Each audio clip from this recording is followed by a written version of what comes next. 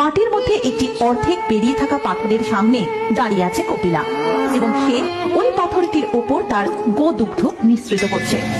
এই দৃশ্য দেখে গোটা গ্রামবাসী হতবাক হয়ে পড়ে এবং তারপর মাটি খুঁড়ে সেই পাথরটিকে তুলে আনা হয়।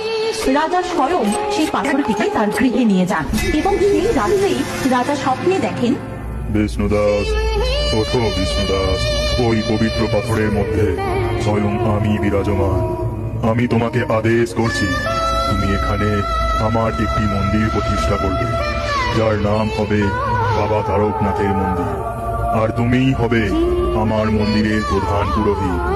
আর এই মন্দিরের নাম অনুযায়ী এই স্থানের নাম হবে তারকেশ্বর। এমন স্বপ্ন দেখে রাজার ঘুম ভেঙে যায় এবং পরের দিন থেকেই তিনি মন্দির নির্মাণের কাজ শুরু করেন। এইভাবেই প্রতিষ্ঠা হয় তারকনাথ বাবার মন্দির এবং রাজা বিষ্ণুদাস হয়ে ওঠেন ওই মন্দিরের প্রধান পুরোহিত